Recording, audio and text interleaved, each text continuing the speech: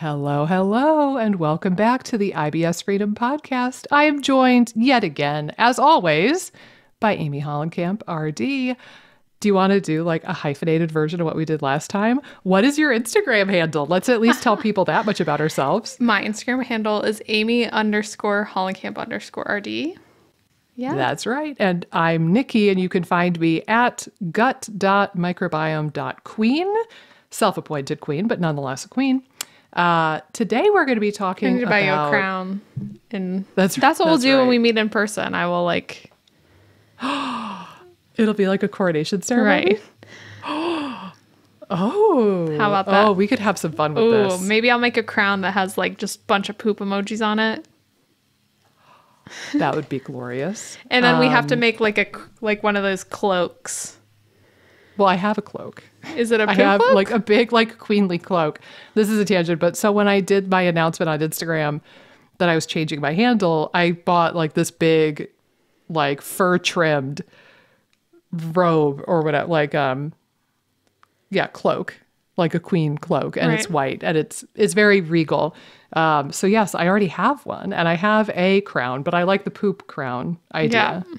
As long as it's not made of actual poop, that is where I'm going to draw the line. I feel like maybe I'll coordinate you, and then maybe like what you can do for me is just let me sleep for a bit.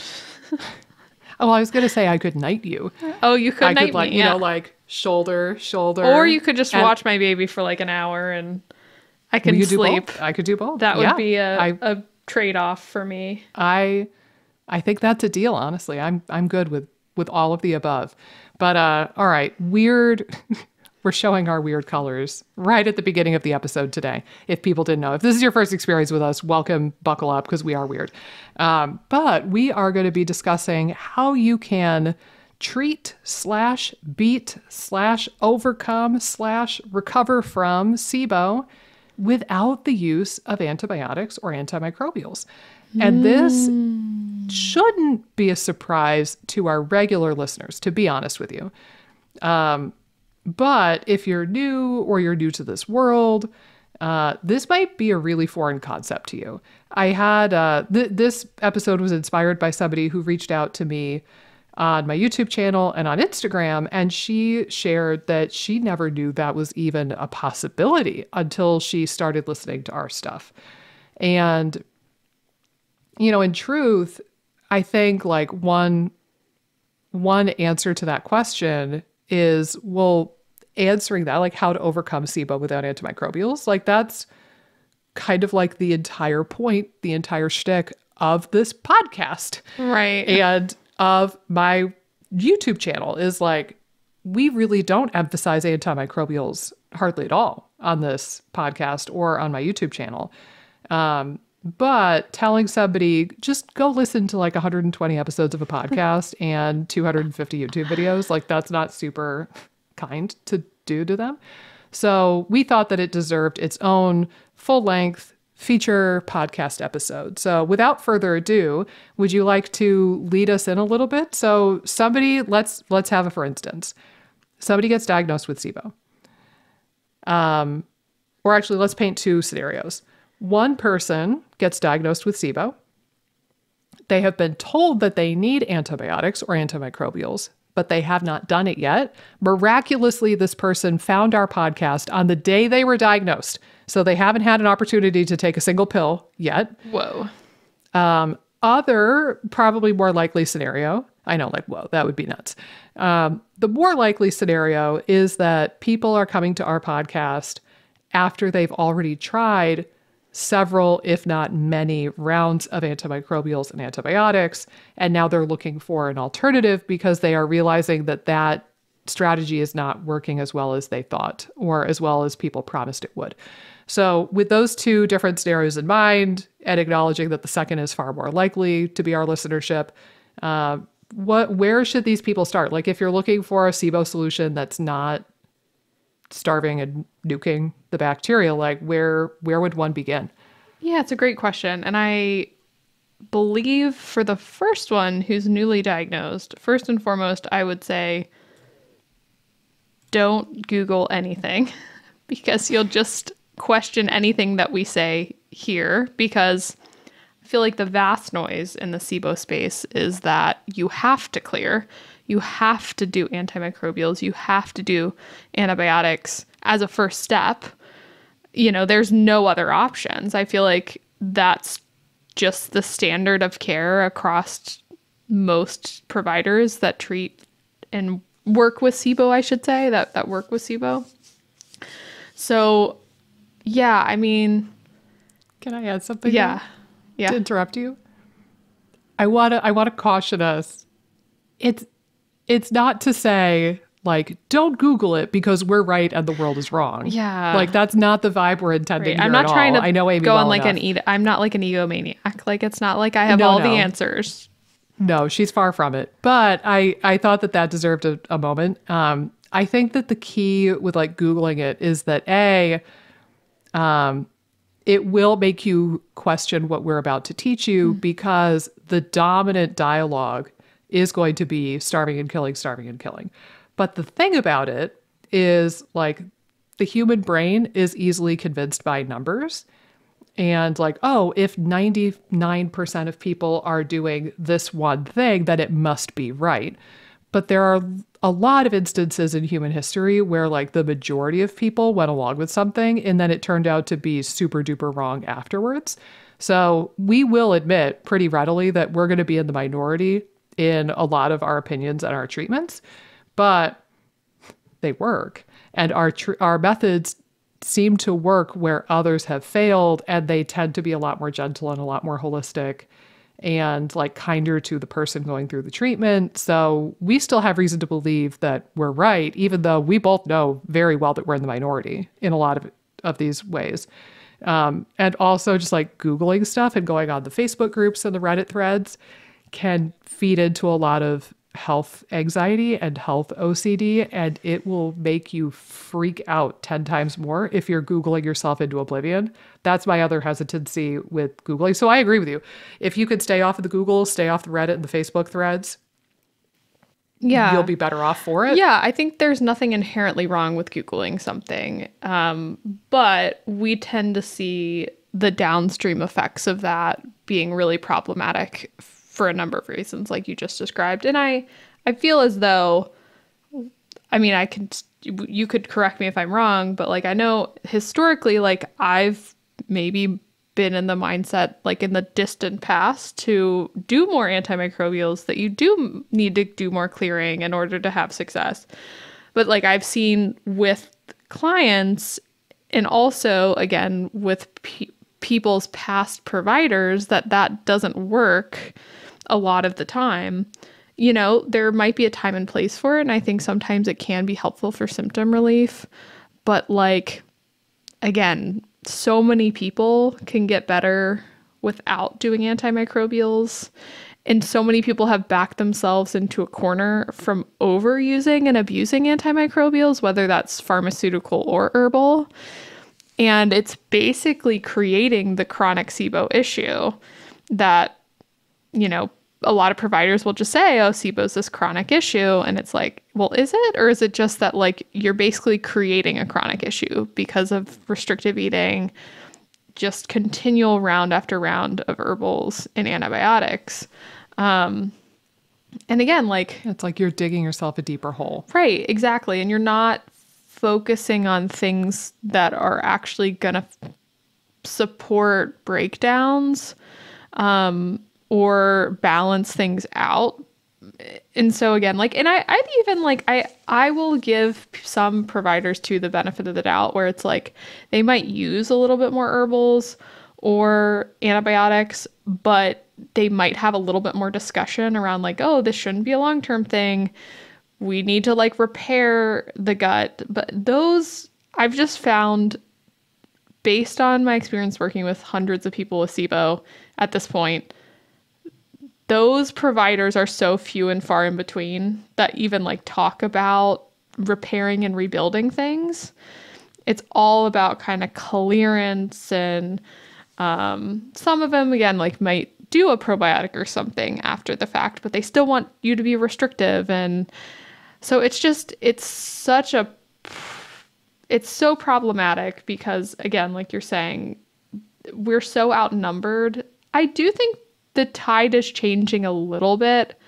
And that's probably due to the fact that people just aren't getting better. Like, I feel like SIBO is a relatively new condition, or at least like it's not new, but like it's been the bell of the ball, right? It's for a short period of time. It's been the bell of the ball. It's a good way to describe it. It's been the bell of the ball the last like maybe 8 to 10 years, maybe something in there. And the problem is, like, before that, I feel like there wasn't that many as much data points or like people going through SIBO protocols.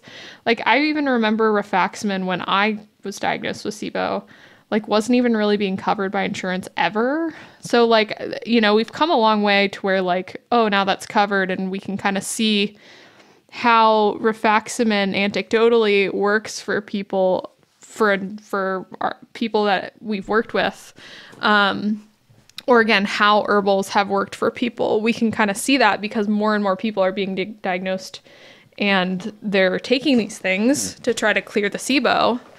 And yeah, but I think like just it doesn't usually reap more antimicrobials, does not reap more benefits at all. If anything, it's the opposite. And I think, again, like, it's not to say that I'm totally against antimicrobials, but at the same time, like, by the time people find me, I rarely use them because they've already blasted their gut to oblivion blasted their gut to oblivion. Ooh, that was a tongue twister. Therefore, again, like, we don't want to touch these things. We want to try to repair things. But again, like, I do think there might be a time and place for it, but it's like more the exception than the rule. Yeah, I'm very much similar. I think it's a little bit analogous to like, okay, if somebody was trying to lose weight and their primary method of trying to lose weight was running, like they ran every day and did tons of running and they didn't lose weight. If that same person then went to a personal trainer and the personal trainer was like, okay, let's get you on the treadmill, like, would you think that there's a likelihood that that's going to work this time when you've already tried it before a million times? I would think no. Versus the person who's tried running a million different ways. And then they go to a personal trainer and the trainer is like, okay, let's do, you know, interval training, or let's do weightlifting instead. So it's kind of similar. Like, we don't do a lot of antimicrobials in part because we have seen the light and we know that there is a better way to do it. There's a different way of doing it, and that you don't need antimicrobials all the time, and that they are overused and abused in the SIBO space. So A is like, we don't feel like we need them as much. We're very hesitant to use them out of concern. But also, like, we tend to see the people who have already done 8 gajillion rounds of antimicrobials. So, like, why would we do the same thing again when the person's clearly not better? Because they came to us, which in and of itself tells us they're not better. Well, and I feel like this is where Googling or maybe working even with an aggressive provider gets you into trouble, because I think the common idea that people have, oh, like, I'm not getting better, I just need more aggressive herbals.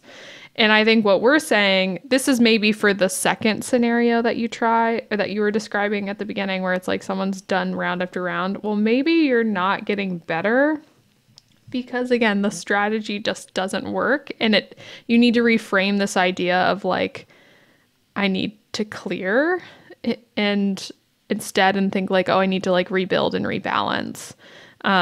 So it's shifting your mindset. And I think that can be really challenging when you've heard over and over again that like you have this overgrowth and that's like, it's creating all these problems. And it's like, and again, part of the problem too is if you start Googling, you can get in your head and think everything is SIBO related too, which I know we've had conversations about this too, where it's like, oh, my energy issues are SIBO, my, depression is SIBO, and this and that. And it's like, not that there couldn't be some connectedness there, because I think there can be. But I think what happens is like everything gets blamed on SIBO, and I'm desperate. I just need to get rid of it. It's this overgrowth. I need to clear it. And it gets into this like vicious cycle of just like aggressive treatment. But I think once your mindset shifts from the idea that like you have all this bacteria in your gut that you need to get rid of, if you can just kind of switch it into like, oh no, you just need to kind of like get things into balance. And I think you can almost, I don't know, treat it in much more of like a nurturing manner.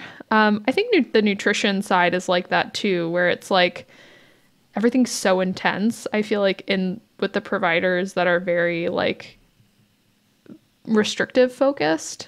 Cut out all the bad foods. Right. And it's like, no, like, you can like nurture your body with food. Like, again, I think the term that you used at the beginning is like gentle. And sometimes when people think like gentle, they just think like, oh, that won't work.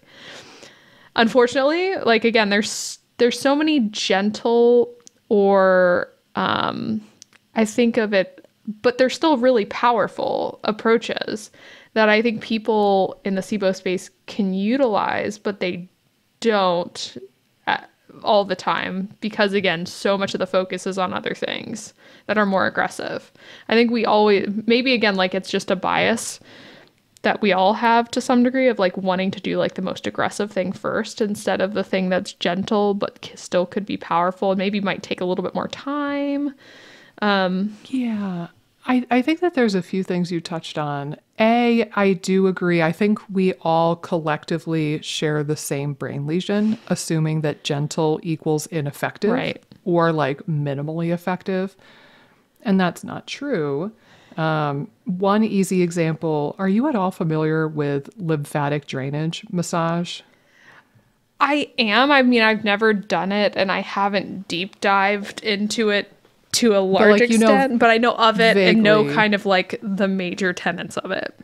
Yeah. So like when most people think of a massage, they a lot of times think of like a deep tissue massage or a Swedish massage, right, where you're like, the person's getting in their elbow in there to break up the trigger points. And it can kind of go from like medium firmness of like, oh, this feels good, to excruciating and like, oh my God, it hurts so good, but then afterwards I feel great. So that's how a lot of us imagine massage. But there's this type of massage called lymphatic drainage massage, and I don't practice it, I don't do it, I'm not a massage therapist, but my understanding of it is that it is ridiculously light, like bordering on creepy. Like yeah, bordering on creepy, like a whisper of a sensation. But if you, like, I met a woman who did this when I lived in Arizona and we were talking about it, and she showed me some before and afters. Profound, like wacky, profound stuff. Dang. And she saw a lot of people who had undergone radiation and like their lymph system was all messed up and their lymph was all clogged up. And like she had before and after photos where, the person's extremity was completely swollen, twice the size of the other extremity, red, just like angry looking. And then after the lymphatic drainage massage, it was practically back to normal. So, I think that the gentle equals ineffective brain lesion, we all need to get that out of our minds first. And again, I share it too. Mm-hmm. So it's not that I don't share that, but I think that that's one thing to know. I think that's part of why people don't go to some of these other strategies. Because again, we think aggressive equals more effective equals, oh, well, like if I could just push through it, then I'll like get better. I think there is an element of patience. Like antimicrobials often come with the promise and the allure of you'll start feeling better within days. And there are very few other strategies that have that kind of a promise. I would argue that prokinetics have that potential as well. But other than prokinetics and antimicrobials in this world, there are very few strategies that will make you feel better like tomorrow. Right. And then you're right. Like people, in my opinion, we're calling this the wrong thing. And I've shared this on an episode on the podcast. I don't remember which one. I think it might have been the one where we talked about the microbes that make up SIBO. The name SIBO, I just think is dead wrong. Right. Like we really just need to name it. And the idea that I had proposed was SIMD, which does not roll off the tongue at all, but it is what it is. So it would be spelled SIMD, small intestinal microbial dysbiosis. And that, it opens the floor for things like fungal dysbiosis and so-called SIFO. Maybe it even opens the door for like viruses and bacteriophages down the road once we learn more about them. That's a very relatively new field of study. But also the idea of it being more of a dysbiosis rather than a pure overgrowth. If it was an infection, it would be sending you to the ER. Right. Like you could kind of think of it that way. If it was a blatant infection, you probably wouldn't be listening to this podcast right now, and you would have a pustule in your intestines.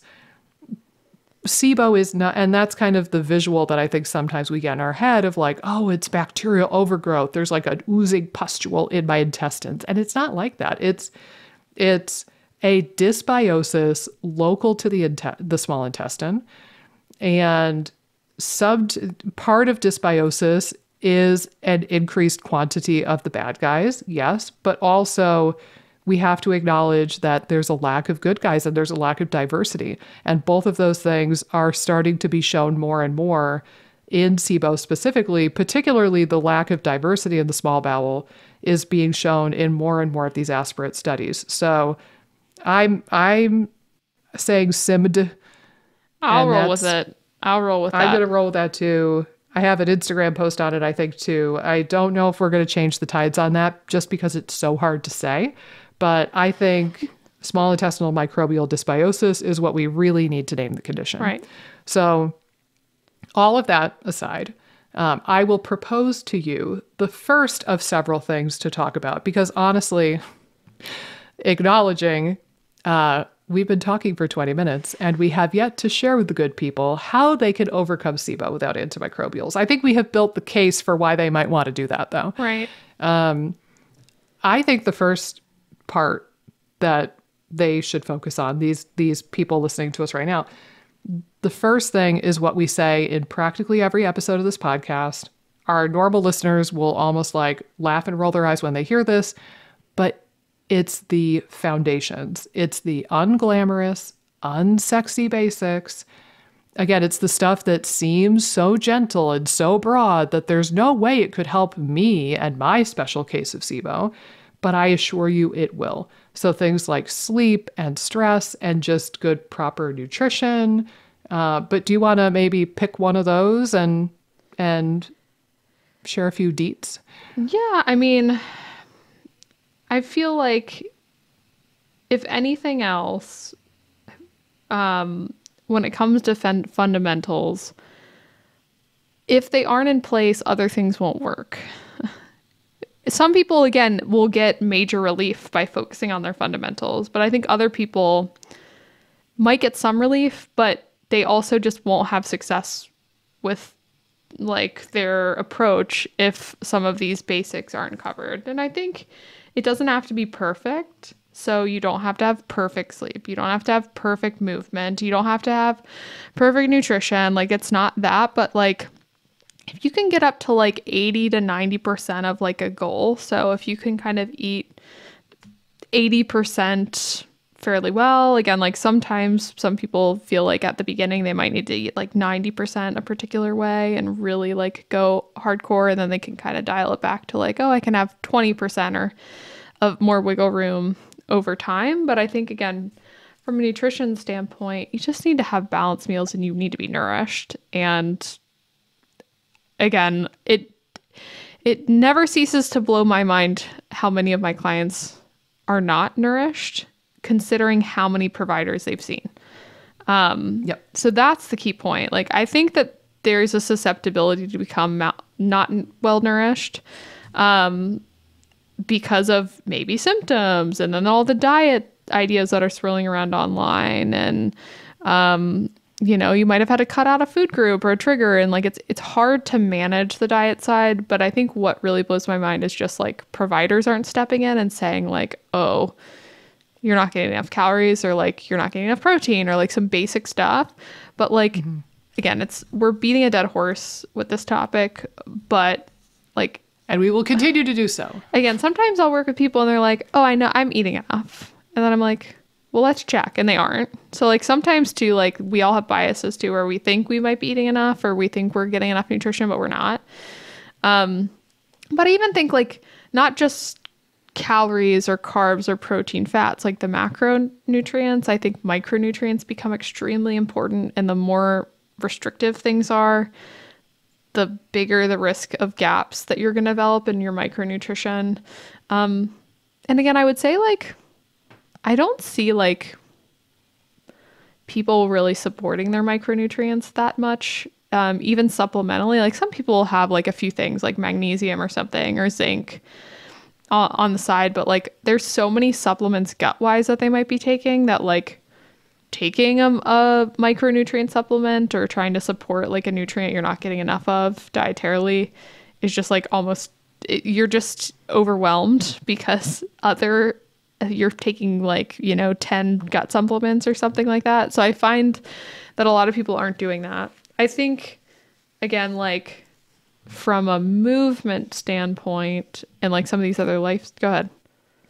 Yes, sorry, before you go on to the next topic, I wanted to throw out, while we're on the nutrition topic, we do have some episodes about specific vitamins and minerals. So like we have, I think, 2 episodes about B vitamins. We have another one about minerals or fat soluble like one, I feel like too. Yeah, we did like 3 or 4 episodes all kind of right in a row. I think it was right around like episode 50 or 60 something. That sounds right. Probably like middle of season 1. So you could go check those out, but we could pretty easily rattle off reasons why each micronutrient is important. Like I agree. I think that calories and protein is the first. Right. Kind of like just the basics, like get your macros, get your calories. But even so, like you could start going down the list and making an argument for like, okay, well, you need enough vitamin B1 for healthy motility and like gut-brain axis function. You need vitamin B12 for nervous system health, and nervous system health impacts motility and the gut-brain axis. You need enough vitamin D and vitamin A for your immune system and like the anti-inflammatory benefits. You need like zinc and one other, magnesium maybe, to make stomach acid. Mm-hmm. You need some cofactors to make bile, pancreatic enzymes. My point is all of these nutrients matter in the grand scheme of things, in the grand scheme of bodily health, but also each of these vitamins and minerals matters for gut health. So if you have a restricted diet in particular, and you have a lot of holes in your diet, like you're just going to be spinning your wheels that much more. So you're much better off if you can lay the foundation with good, basic B, unglamorous, unsexy nutrition, like nutrition 101 level stuff, not nutrition for SIBO, not, nutrition for IBS. I'm talking like if a human being went to see a nutritionist, what kind of stuff would they talk about? But like start there before you even dream about restricting, because I think you're going to find that each and every one of you has at least one nutrient that you're under consuming, or calories or a macro that you're under consuming. So I can almost guarantee that you have something you could work on from like the bare bones basic nutrition standpoint. And you could do that for free or for cheap. And you could track this in Chronometer, and you could kind of like hack it on your own somewhat. Or you could go to like a regular old run-of-the-mill dietitian or nutritionist, maybe even covered by your insurance, like you might not have to see a SIBO expert to figure out some stuff about your nutrition, but start there. And that way you're covering your bases, but also like you're minimizing variables. Because again, like that's one thing that I see with the people I work with too, is that they're so overwhelmed and their symptoms don't make any sense. And they're trying to figure out like what foods are the bad foods or the trigger foods, and like what lifestyle things are like the bad triggery things. And it's much more difficult to fish out a genuine pattern if there's a lot of noise at the same time. And like multiple nutritional deficiencies or inadequacies, and like having these foundations that are out of whack and they're not stable, that is going to add a ton of noise into your day-to-day. It's going to add a lot of noise into your symptoms, and you are going to have a damn near impossible time trying to actually learn what your body wants and needs, because there's so many variables getting thrown around in the air all day, every day. So that's just, as a whole, something to consider with the foundations, is that you're minimizing variables so you can make sense of what's really going on. And you're ensuring that any further work that you do actually has an opportunity to stick and work and do what you want it to do. Yeah. The only other thing I will add to that is like make sure to focus on the macros first. And I know like we kind of alluded to that, just because it helps. If you're eating 1,200 calories a day, you only have 1,200 calories to get the micronutrients. So like your macronutrients provide the micronutrients. So if you're low calorically or low across the board, it's going to be really hard to get your micronutrients. So like if you're like, oh my God, like I did Chronometer and I'm low in zinc and B12 or like in all these things, and it's like you could try to add some foods in that would add those to the mix, but again, like trying to supplement or do anything, like at that point you're much better off focusing on calories first, because it might take care of the gaps. So just something to think about there. And I like the idea too of like making sure to stay as broad as possible. Like that should be the goal, in my opinion, not like, oh, I should just like make sure I'm eating enough and then I can restrict. The goal should be like eat as broad as possible so that you can get the most nutrient density. And then again, that will help the microbiome as well from a diversity standpoint. So just something to emphasize there that you definitely touched on. I just think it's important to think like the goal should be a broad, diverse diet. Not like this idea that you have to restrict to heal the SIBO. Like that's not, again, we've talked about this a million times, but like there's no evidence to support the idea that you have to restrict to heal SIBO or to, beat SIBO in any capacity. There's no evidence to support that. We have zero evidence that we are able to starve the SIBO. Well, and again, like we almost have more evidence that like it hurts the situation, just anecdotally. Like I have way more data points showing that like the more you restrict, the worse things get. From an anecdotal experience standpoint, like some of my clients that are really strict have kind of dug themselves into a deeper and deeper hole over time. So I think that that's an important piece. I think like movement wise, again, you don't have to be perfect, but movement certainly is going to help prime digestion in a number of ways. It could be helpful for the nervous system. It's going to be helpful for hormones. It's helpful for your mental health. Like it again has so many powerful things that are going to be helpful for overall general health. Again, usually with this, it depends on the person and like what their lifestyle is. Like sometimes I get jealous of people that like can just move throughout their day. Like their jobs have movement built in, and it's like, well, they might not need to add a ton of extra movement if they don't want to. Like if they're kind of they're already walking or moving a lot during their job. Like I think of like nurses are kind of like that. Or it's like if you have a nurse that's like walking all over the hospital, they can get like 10,000 steps in a day just from walking and moving around. And it's like, well, if they want to do some exercise, like that would be great, but like they probably don't need to in order, like, again, they can kind of check that box. Whereas like me, if I don't intentionally move, I'm just sitting in a chair all day talking to people. So Yeah, same here. On that note, I'm going to raise my standing desk. There So we I'll give you go. the mic so that I can raise it, and I'll mute my microphone so I don't But deafen yeah, I people. think like movement wise, it's going to vary from person to person how much intentionally they need to put in. But yeah, I think again, getting some movement in can be really helpful. I think from a sleep standpoint, I feel like I feel like there's a number of different issues that come up when with clients about sleep. Like sometimes it's like a sleep hygiene scenario. Sometimes like I find that nutrition can really impact sleep. So people that are undernourished sometimes either wake up more during the night, or they have trouble falling asleep, or they feel like less rested. So sometimes I'll even focus on nutrition first if it's like a sleep quality issue where they're really struggling to fall asleep. Just because like I find there can be a lot of wonky blood sugar things that can happen at night that affect like how you're going to sleep.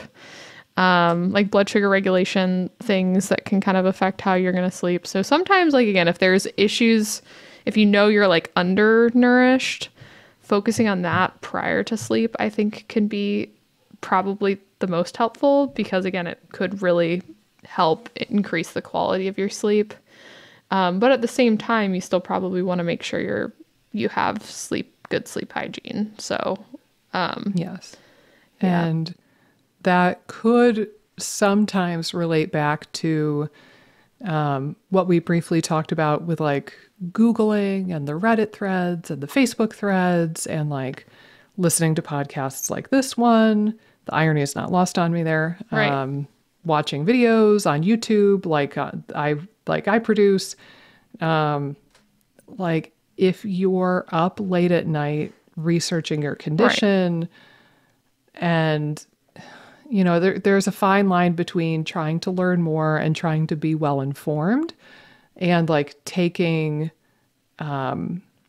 control of your health, like there's a fine line between that and letting it consume your life and letting it rob you of sleep. And just be aware of that, because I do think a lot of our clients and a lot of our listeners probably are staying up late at night, researching the crap out of their condition and their symptoms and trying to find answers. And they're on the Reddit threads. And just the irony is that you need sleep to heal, and you need, like, if nothing else for sleep and what I think is the next topic under the foundational topic, which is stress and mental health. Both of those things directly impact the nervous system tremendously. And even if you don't care at all about your memory, your intelligence, your mood, if nothing else, each and every one of us should care about our nervous system, because that is what regulates the gut-brain axis. It's not called the gut-gut axis. It's called the gut-brain axis. And the brain is at one end of that. So anything that compromises your brain or your nervous system has the ability to impact your digestion. So again, if you just think through the lens, if nothing else, of the value of sleep and movement and tending to your mental health and tending to your stress, look at it through that lens, is that all of these things are going to be therapeutic for your gut-brain axis in the long run.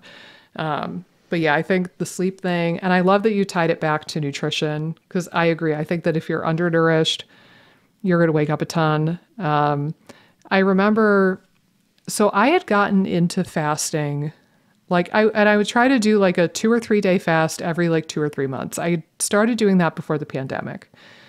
And then I had to take a break because I noticed that just with all of like the stress chemistry, being stressed out that year, I just noticed that my body didn't really handle fasting as easily.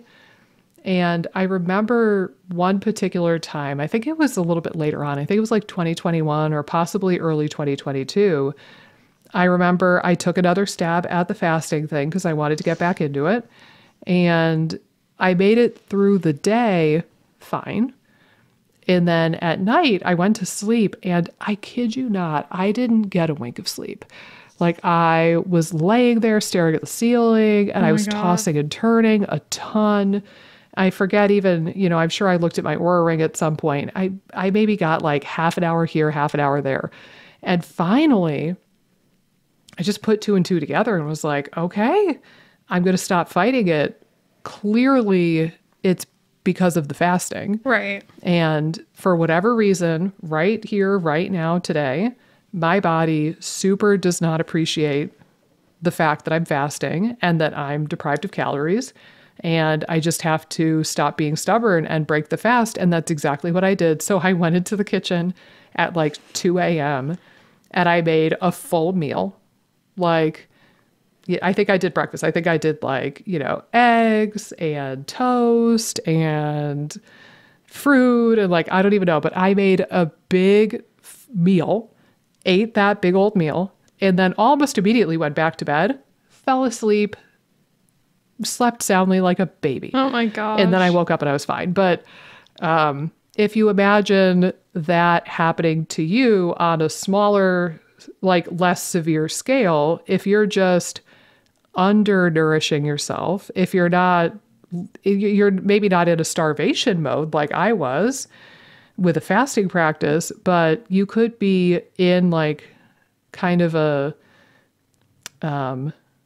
like halfway between normal and starvation mode. If you're hovering at that, you could be getting really crappy sleep because you're undernourished. Right. 100%. I see that being a big player for people's sleep all the time. Oh, sorry, I was kind of away. I see that being a big player for people's sleep all the time. Trying to train Amy to talk to her microphone. We're 123 episodes in, but she'll get the hang of it eventually, people. Don't you worry. Will I? Anyway, but I think the last thing, like stress, I think, again, I might have mentioned this in the past. Like, I think stress management, the simplest way that I can describe it, and I think over time, the people that I've seen that are the best stress managers are the people that just can kind of fulfill their needs on a regular basis. That's kind of how I think that's the simplest way to think about it. Like, if you feel like your needs are just like never met, or again, like you're not filling your cup on a regular basis, then I think there's going to be problems from like a stress standpoint. So I think, again, like even just thinking about your life in terms of like, what do you want to do more of, and trying to do more of those things that are going to fill your cup is a really helpful way to think about stress management. I don't think it has to be like the most Zen things like meditation, or like, it doesn't have to be like breath work if that's not your thing. Like, I think that sometimes people think that they like have to do that. And granted, I think meditation's great. I think breath work is great. I think hypnosis is great. Like, I think some of these like really brain gut accessy type things could be great and great for stress management, but like, you don't have to do that. Some people are going to get benefits from just living their life more and engaging with their life more. Or again, maybe even like creating boundaries with someone that kind of drains your cup. It would help. So I think that there's a lot of different things to consider from a stress standpoint, but I think the simplest way to think about it is like, what do you want to do more of? And what do you want less of? And trying to do your best to like fill your cup in that way. I like that. And I think we could even say like Marie Kondoing your life, right? Like, examine things in your life and just kind of broadly ask yourself, does this bring me joy or does it not? Right. And I say that it's not to say that like 100% of your life has to be joyful. There are going to be things that you do every single day that you don't want to do or you don't love to do. I don't know a single human being who genuinely just enjoys brushing their teeth. But we do it every single day, hopefully, because it's good for us and we know better. Right. we need some amount of stress to like motivate ourselves to get stuff done and to improve ourselves and to try to improve our situation. So it's not to say that stress is bad. And it's not to say that like your entire life has to be built around like unicorn farts and rainbows and puppies and kitties. But, you could even kind of approach it for like the list makers. You could kind of scratch down like one column of like, things I love or things I love doing or things that really make me happy. And then like go back through your prior week, like, okay, what things really stressed me out or really drained me this week? And if you look back at that information and you see recurring themes of like, oh, fighting with my spouse or fighting with like my roommate really was like a common thread. Okay, maybe we need marriage counseling, or I need a new roommate, or like, oh, pretty consistently, it's always this one element of my job. Like you could examine, is that something that you could either change or work around somehow? But like you could kind of look at it that way. I like your frame of like, what do you want to do more of? What do you want to do less of? And it really comes down to whatever floats your boat.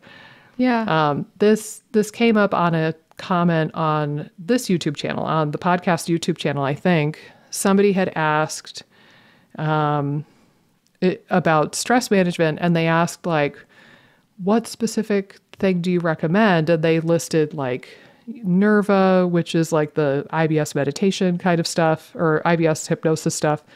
They rattled off a couple of other options. They were like, which of these do you recommend? And I said, honestly, it depends, whatever floats your boat. For me, stress management is going to be some combination of outdoors, movement, animals, and like art.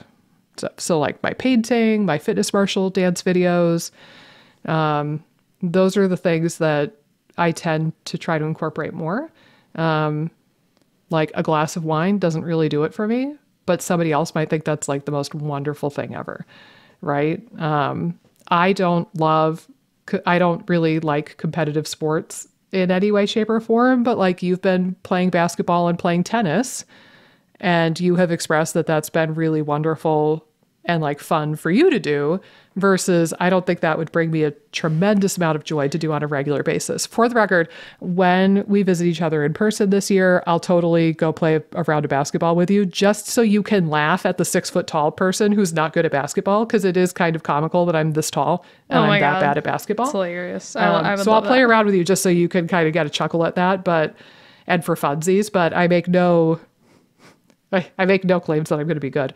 But like I wouldn't do like a competitive sporting thing to bring my stress down, but for some people that might be the best thing for their stress, versus like another person. Like for my husband, it would be music and playing his drums or playing his guitar or fiddling with his music setup. So it's just whatever will bring you joy, right? Yeah. And I think the only other thing I would add to like is if there's things that just generally like brushing your teeth, like you don't really have like, it's a pretty neutral reaction of like, I don't love it, but I don't hate it. It's just like something I do. If you start dreading things that you just were kind of neutral, or even that you might have liked in the past, like sometimes that is like you're overwhelmed, or like you might need to do with some extra stress management. It can sometimes be like a red flag, I would say, is if it's like you used to like going to the grocery store and now you're like dreading it for some reason. You have too much going on, or you're overwhelmed or biting off more than you can chew. I think like I actually heard this from a coach. She does like business coaching, and she talked a lot about that, where it was like again, sometimes just being cognizant of like how you're feeling towards things you usually like, or even that are neutral. If you just start like kind of dreading them, like, oh, why am I dreading going to the grocery store? I used to like not really mind, but now I'm like dreading it. Like, what's that about? Sometimes that can be an indication of like you being overwhelmed and just like resources are thin and your cup's pretty low. So you need to like add some stuff in to help balance things out. That's such a good point. And honestly, it also makes me think of, like when you go to the doctor for like a yearly checkup or whatever, or like postpartum when you go in after you had a baby, they'll have you fill out a questionnaire and the questions are generally like one question stands out and it's like, are you no longer excited about things that used to bring you joy or like things that used to be like hobbies of yours? Like, do they Right. no longer bring you joy? And what I'm referring to is a screening questionnaire for depression. And postpartum, when you go for an appointment after you've had a baby, they have mothers fill out this like screening questionnaire for postpartum depression. And yeah, so kind of what you're describing is like, oh, yeah, that could be a red flag. If there's something that you previously didn't dread, but now you do, or something that used to bring you joy and now it doesn't, Right. that's worth examining. Because you might just be overburdened and overwhelmed, and, you could maybe get some stuff off your plate or get some help. But also, like, that could be a little bit of a hint that you are depressed or like anxious or struggling with something with your mental health, and then maybe seeking help for that or therapy or something for that would be beneficial. So that's a really good point. Yeah. Should we move on from the fundamentals? I'm sure everyone's like waiting with bated breath. What's next? Yes. Yeah, I think that we covered that pretty well. So step number 1, and I would say that most people would benefit from hunkering down on step 1 for like a couple of months Right. before they proceed, honestly. Right. I doubt that anybody is that patient because, again, these sound like such basic stuff that probably nobody's going to listen to us anyway. But theoretically, like thinking of the person who was just diagnosed today and then they listened to this podcast on the way home, hunker down on these things: sleep, stress, movement, nutrition, and just kind of hunker down with those things for a few months and really, really like examine them critically, pluck away at them, try to make incremental improvements. Then, if you're finding that you still have symptoms of SIBO or like IBS type symptoms, the next thing I would think to do is just support the digestive process in general. And again, we have some episodes on various topics like stomach acid and bile, but like particularly mindful eating and slowing down and chewing, like that's kind of where I would have people start and then maybe get into the digestive juices conversation. The episodes we did at the beginning of season 2, so this would be episode like 101 and 102, would be great for this because those are all about the digestive process from north to south and supporting it. So those are great episodes to refer back to. But before they listen to another 2 hours of us talking about digestion, you want to give the people at home like the couple-minute executive summary of what I just brought up. Yeah, I think in terms of SIBO too, like SIBO specifically, like if you're not digesting your food well, it can lead to imbalances in your microbiome. So like it can lead to that dysbiosis. So when you're thinking about like, well, how could supporting digestion help SIBO specifically? Like it's almost those things have to be in place for the microbiome to be balanced. Like, so you have to be digesting your food well. You have to like have the pH of the stomach acid affecting everything downstream and affecting the environment downstream. These are basically, I think, a good way to think of it is like digestive juices don't just help you digest, which will help symptoms, but they help create an environment that's anti-SIBO. So like that's just something to keep in mind. But I think I love that you started with like chewing, like actually like the mechanical breakdown of food by chewing is kind of like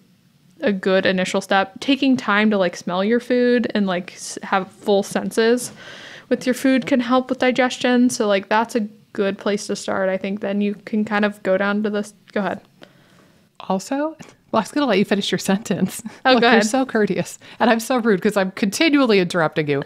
I was just going to say, enjoying your food Right. sometimes is therapeutic. Like, if you're miserable because you've been stuck on a lousy diet and nothing has flavor, and like, or if you're trying to eat so healthfully that you don't remember the last time you had anything with a morsel of sugar, and you Right. just yearn for a freaking piece of cake.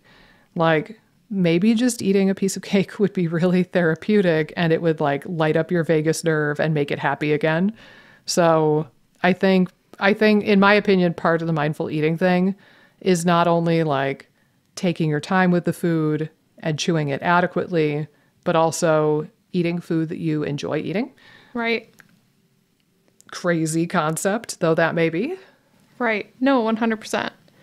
So yeah, I think again, like trying to enjoy the meal, trying to take time to eat the meal is certainly going to help. I think then when you kind of move down to the stomach, I mean, low acidity affects everything downstream.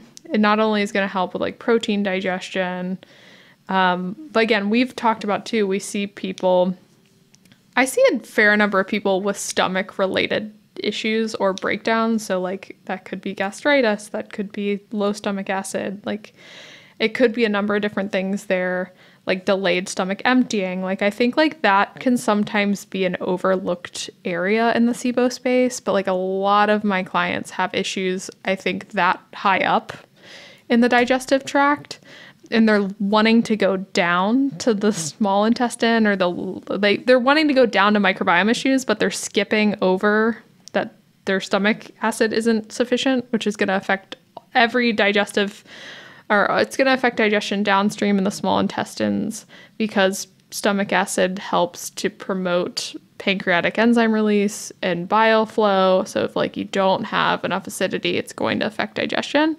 It's also just going to affect the pH coming out of the stomach, which is going to affect the small intestinal pH. So again, like it's such a weird thing, digestive issues, because like breakdowns up top are just going to create widespread breakdowns across the board.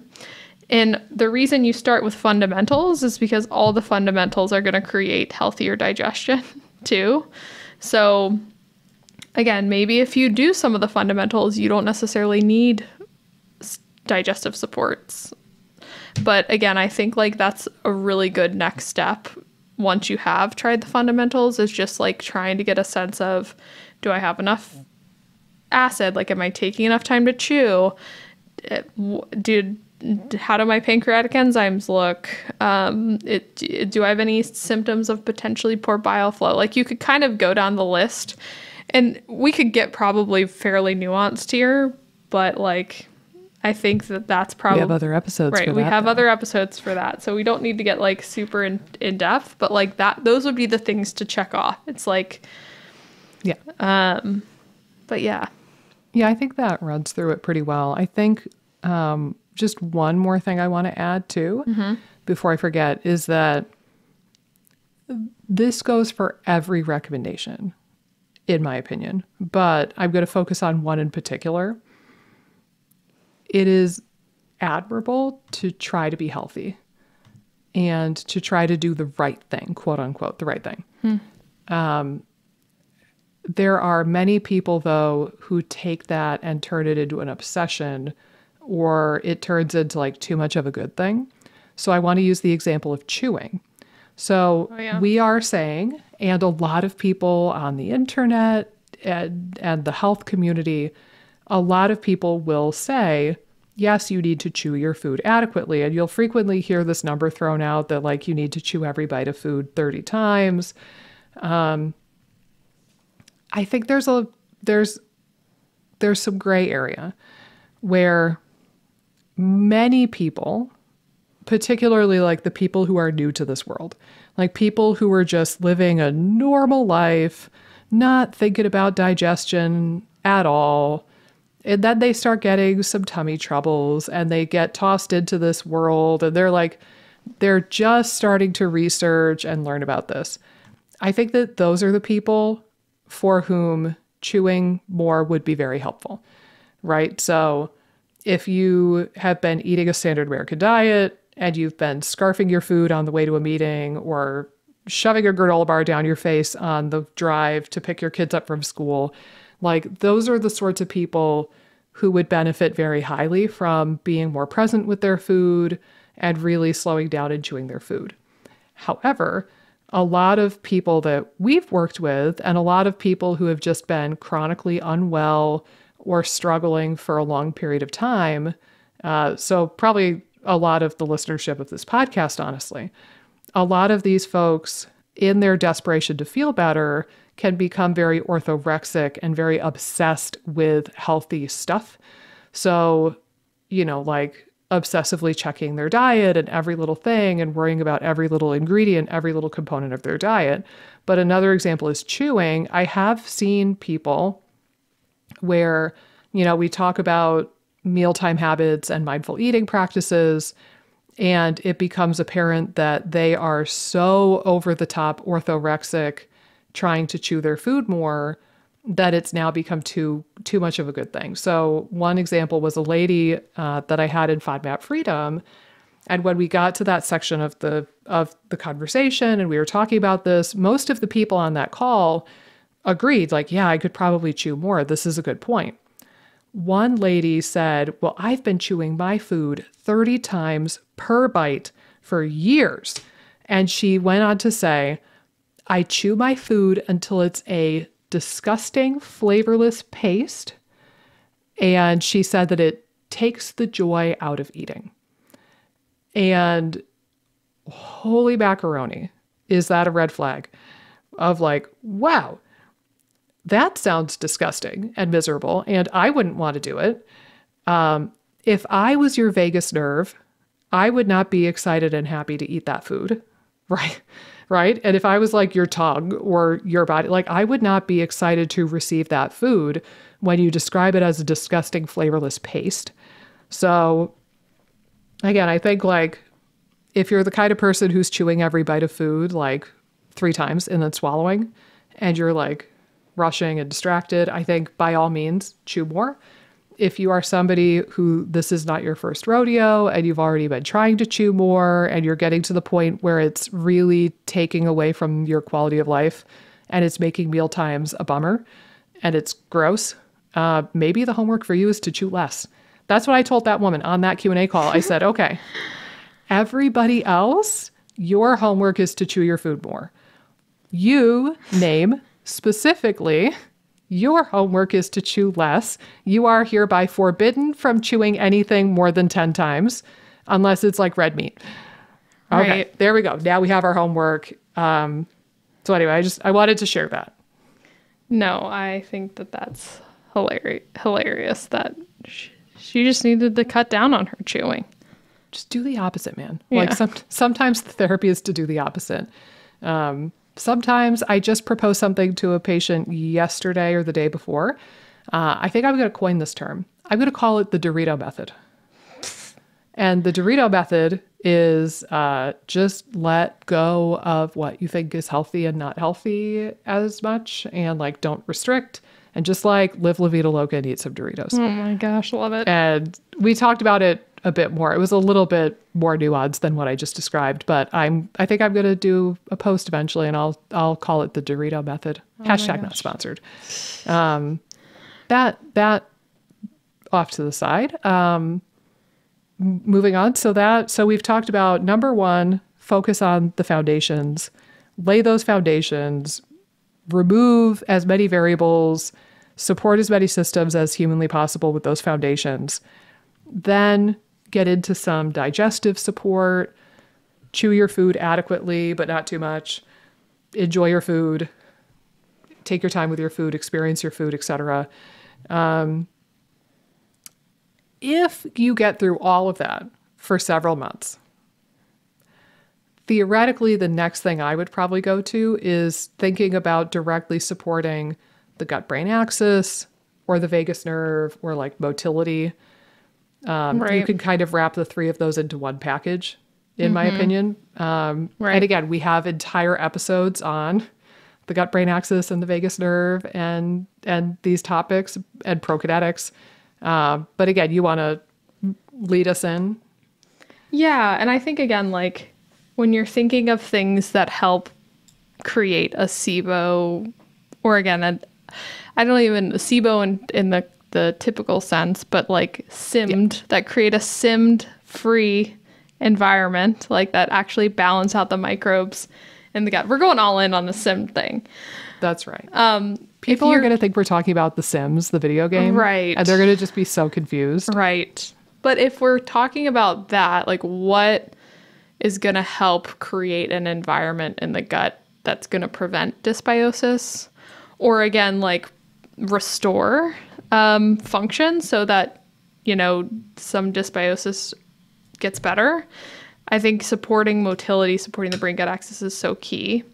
And I think there's different potential elements to this. It can be about, I think, again, you want to start by doing everything possible to nourish the nervous system. And again, that starts with the fundamentals. That starts with, again, like sleep, stress management, that kind of thing. You could potentially do stuff that kind of overlaps, I think, like meditation or hypnosis or like breath work. Again, most things that are stress management typically, I think, help the vagus nerve. But again, like if you want to, like a researched thing that helps the vagus nerve, like yoga or something, that's a little bit more like, I think, extra. Sometimes that kind of stuff can help. I think, again, like if you want to support motility supplementally, you could think of prokinetics. Sometimes I think like helping inflammation is big in terms of this part of the equation too, of like, are you someone that just generally runs a little bit more inflamed? Because that could be affecting motility and just immune function in the gut. It could be driving more like visceral hypersensitivity. It could be driving a bunch of different things. So again, I think like sometimes doing a couple things to mitigate inflammation could be helpful. And there could be different things to potentially consider there. But I think prokinetics are probably the biggie that you could potentially try to add in at this point. If you've already done kind of like some general things that are nourishing to the nervous system. And like, I'd say like stress, if you feel like your stress management techniques are like on point and you're like covering the fundamentals, adding in maybe some prokinetics could help. I know we've talked about like Nervines before, could potentially help. Again, like I think managing inflammation in the gut or in just systemically could help. But those are the biggies that kind of come to mind when it comes to like managing the brain gut axis side of the equation. Yeah. And I like that you brought it back to the foundations. Again, we started with that and we harp on that all the time because they affect everything. So again, if you can manage to get your stress / mental health in order, largely, again, it doesn't have to be perfect, but if you can really hone in on mental health and sleep and movement and nutrition, all four of those things directly affect the nervous system.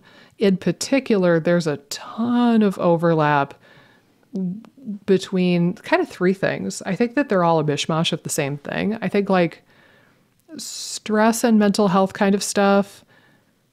And then you could fold in that with like vagal tone, vagus nerve, parasympathetic, nervous system stuff. And then you could also fold in what a lot of people would call adrenal fatigue. So like a lot of stuff that is blamed on the adrenals or pinned on the adrenals. I think that truthfully, all three of those things are just like a mishmash of the same thing. Like all there's just interactions between all the systems and it's like hard to separate them. It's just a mishmash. Yeah, I don't think you can. Right. So again, if you start with the foundations of the stress management, the mental health support, trying to infuse your life with more joy and fulfillment and connection, I think that you already will be doing a lot for your vagus nerve. And again, we have an entire episode on the vagus nerve. We have an entire episode on the gut-brain axis. We have many really good conversations on this channel with psychologists and like mental health professionals. Right. One of my favorites was when we interviewed Emma from Therapy in a Nutshell, which is one of my favorite YouTube channels. But there's so many little tips and tricks and tools. So really taking a deep dive into that, you're already going to be treating your gut-brain axis to a large degree. Right. So by the time you get to this stage, you don't have to Google things to stimulate the vagus nerve. Like you've already kind of moved on from that without realizing it. So Right. really, I agree. I think like nervine herbs, adaptogen herbs, like things that help with the stress response or things that help with the nervous system, and also prokinetics. And then otherwise, like you're already sitting pretty by the time you get to step 3 because you already did all the homework in step 1 and 2. Right. Right. Agreed. So this is very much a fine-tuning step by the time you get here. I think the final thing I want to mention, and then we should probably start to wrap it up, I imagine, is some people might be sitting there thinking, but what about your root cause? Oh my God, how could you get through this whole episode and not mention root causes? We have 2 podcast episodes. We talked about root causes of IBS and SIBO. Go check them out. But really, if you think about it, if you went through this whole list as we described, I don't know if it would matter what your root cause is. Yeah. Right? Like whether you developed SIBO because of a motility issue, a gut-brain axis issue, low stomach acid, food poisoning, medication use, like maybe opioids, like I don't know if it would matter what your root cause is. If you go through what we just described and get all your ducks in a row, I think that no matter what your root cause is, you would probably heal from the SIBO. The only difference I would say is that if you have a post-infectious IBS type of SIBO, where you develop SIBO because of food poisoning, I would consider doing prokinetics for sure with those people. And the current recommendation is for those folks to stay on a prokinetic for a good long while. Right. Pimentel says 5 years. So that's the only like little quirk or consideration that I would make. But otherwise, I don't even know if you need to know your root cause in a funny way. Yeah, like I almost think you need to make sure you're hitting these basic steps, but like, if it was, a food poisoning incident, like you're going to be covering all the steps. And I think again, like what confuses people too is all the mediating factors. I know we talked about that in the root, like it's like, oh, like how much do I pay attention to this versus that? Or they'll like only be thinking of triggering events and like, oh, I need to figure out exactly what happened. And it's like, well, do you to get better? Like you just have to take action and like try some things and build on things. And it is like a pyramid kind of, you have to have the solid foundation and then kind of move through some of these subsequent steps. But yeah, I think the only other thing that we haven't talked about would be like anything specific for like the microbiome balancing. So like from like a probiotic, prebiotic standpoint, some of those things could potentially be valuable in helping with the dysbiosis once you've kind of facilitated some of these things. I think again, like it's interesting because I know we've talked about this before, where the people we work with want to jump straight to the microbiome stuff, where it's like, oh, I want to do like herbals now, or I want to do probiotics now. And it's like, well, from a process standpoint, like you want to be doing some of these other things first. Because if you don't, like you're going to struggle to even make microbiome changes, because these in and of themselves could help the microbiome in major ways and could correct the dysbiosis even on their own. But then I think, again, like some people could still benefit with some prebiotics, probiotics as well to kind of help manipulate the dysbiosis. Yeah. Yeah, I agree. I think that in my mind, that would come maybe around the same point as like talking about motility and the gut-brain axis. Right. Like that's a little bit more fine-tuning. Right. And I think a lot of people learn this the hard way. Oh, They 100%. get diagnosed with IBS or SIBO, and they dive right into the the probiotics, and then it blows up in their face, and it's this story of like, then it becomes the story of I can't take probiotics because I react Right. to them, and it's like, well, maybe you wouldn't react to them if you had laid all of these foundations first, but you Right. jumped head into something that maybe you weren't ready for. Right? Like there's a difference between this is like a bad thing versus, oh, I just wasn't ready for it. So, Right. yeah, but I think similarly, we have podcast episodes about that. I think, I don't know. I'm losing track at this point, man. It's been 123 episodes. I'm starting to Yeah, lose track. we've definitely had podcast episodes on probiotics, prebiotics. I don't know if we've done specifics on SIBO, but I'm sure we've talked about them. Yeah. I know I have some on my channel as well, but yeah, I think that is something that's probably a conversation for another day to Right. get into that nuanced conversation, but certainly considering probiotics and prebiotics. Also, I'll make the argument again, if you laid the foundation with the things in step 1, as we described, you might not need to worry about it, actually, because if you're eating a pretty healthy, balanced diet, presumably you are getting adequate amounts of fiber, you're getting a variety of fiber, you're getting a variety of colors and polyphenols and like all of the things that would nurture your microbiome anyway. Right. If you're eating a healthy, well-rounded diet, you're probably already treating the microbiome without directly thinking about it. So like, would you and this goes way back to like one of the very first SIBO mistake videos that I made on YouTube was about PHGG. And there was, after that one study came out where like rifaximin versus rifaximin plus PHGG and like adding the PHGG led to better eradication of Right. SIBO. And still this happens. I see people all the time who are like, oh, I'm going to take PHGG because it's going to feed the SIBO, which, Right. by the way, I don't even know if that's true. But I think they've stated it as true, but I don't think that they can really say that. no, I think we hypothesized this not that long ago that it's probably the PHGG is feeding the good bacteria Right. Right. and therefore treating the friggin' dysbiosis Right. like, that we keep talking about. But again, the dialogue is like, oh, this group of people who are on restrictive diets like low FODMAP or low fermentation or biphasic. You have this group of people who are on super restricted diets, not eating enough fiber.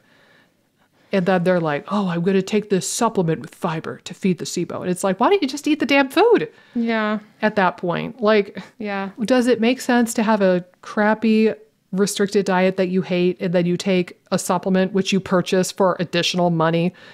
You purchase fiber to replace the fiber that you're not getting in your diet? Like, or would it just make sense to eat a healthy, balanced diet and get some fiber in your damn diet and then you don't have to buy the PHGG? I'm not Right. anti-PHGG, just for the record. Yeah, I think it's again, silly. like, yeah, I feel like there's like some nuance because I do think that like at times I'll work with people and their diet is low in fiber and they can tolerate some PHGG, but they're like still building tolerance to other things. So like at times it's like, could like doing some prebiotics to try to that you can tolerate like while you kind of work on building some fiber up again. Like I think there can sometimes be some nuance where it's still helpful, even again, like if their diet's a little bit low, but I totally get what you're saying. Like, I think if you can do it dietarily and can kind of slowly build and get your fiber up dietarily, definitely do it.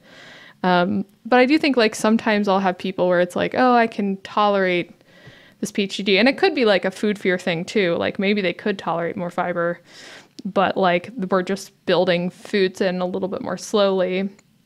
And then doing something like a PHG might make sense. So like I think I agree to an extent with what you're saying, but I think like sometimes there can be a little bit of nuance and squirreliness there where it's like I'd rather them get more fiber in versus not.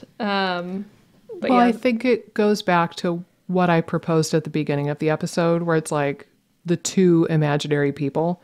right, The imaginary person who's driving home from the GI appointment right now.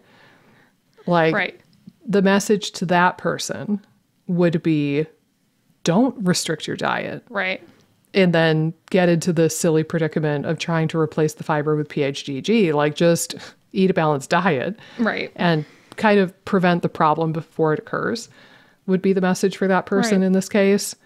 For the people who we typically work with, you're right. Like, if they have a limited ability to tolerate food, like actual food, then it's absolutely better to at least get some sort of prebiotic from a supplement and then Right. use that to kind of bridge the gap and build tolerance and build their microbiome so that we get them to the point that then they can tolerate real food.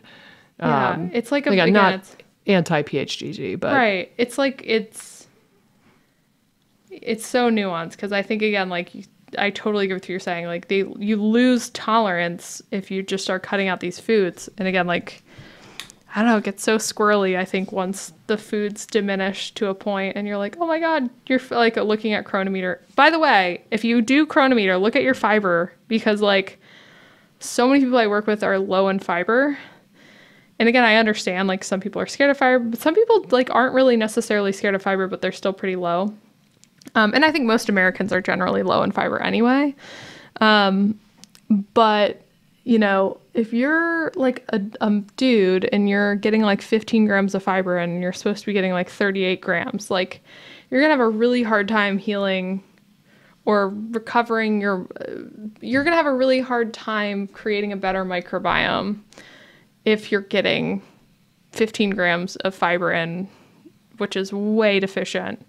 So just another thing to pay what's the attention recommendation for women? So 38 for men, and was it 25? to. Well, I mean, it does vary because like some men that are more slender might not need that much. So the best rule of thumb I would say is 14 grams per 1,000 calories. So like if you've calculated about where your calories should fall, like for me, because I'm fairly active, I mean, typically not in my current lactating state, which Lord knows how many calories I need. I still can't catch up.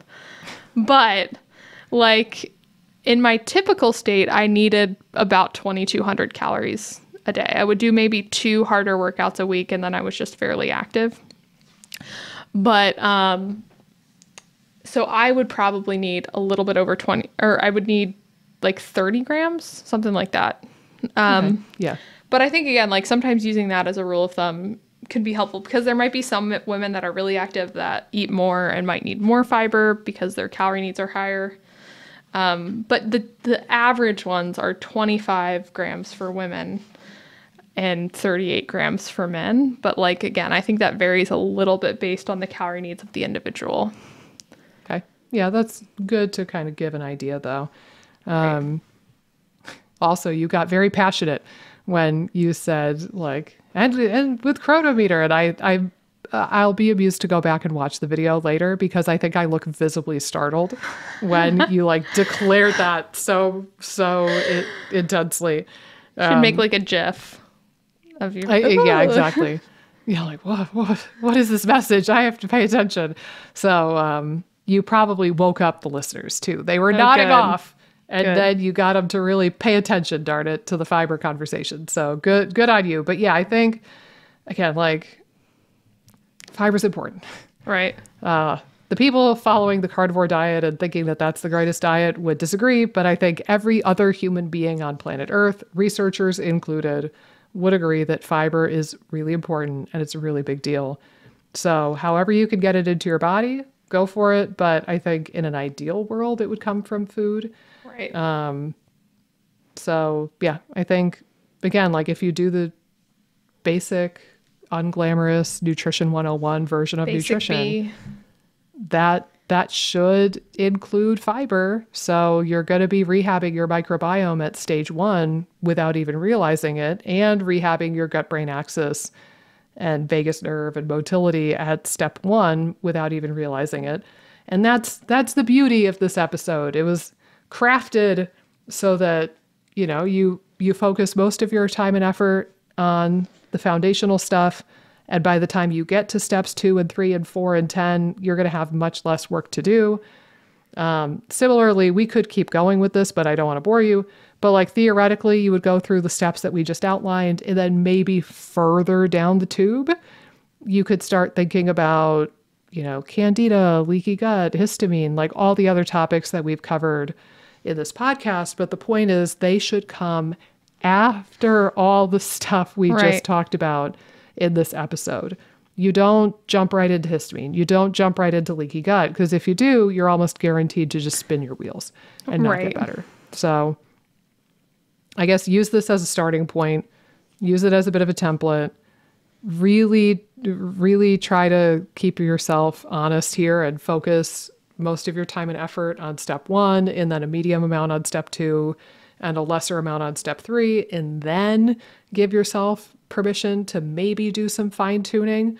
And I think that you're going to get much better results than what you have historically gotten with your SIBO treatment. And as always, we would love to hear from you. So one of my little like baby New Year's resolutions is I'm trying to do a bit better glancing at our YouTube comments on this YouTube channel. Oh, look at you go. Yeah, we don't get a ton for the podcast, but we usually get a couple of comments per video, and I'm trying to do a better job of reading them and saying hello to people. So leave a comment on the YouTube version of this. You could reach out to us on Instagram. But yeah, we would love to hear from you and hear about your experiences with this, especially if you use our protocol and feel better. I know I've gotten some messages from people saying that they have healed their gut entirely just by listening to our podcast for free, which is amazing and so fun to hear. So by all means, chef's kiss. By all means, reach out, especially if you have cool stories to share with us. And we will see you right back here. If you guys aren't watching the video, you missed out because Amy like tipped a little. It's like my, hat. I do this sometimes. Yeah.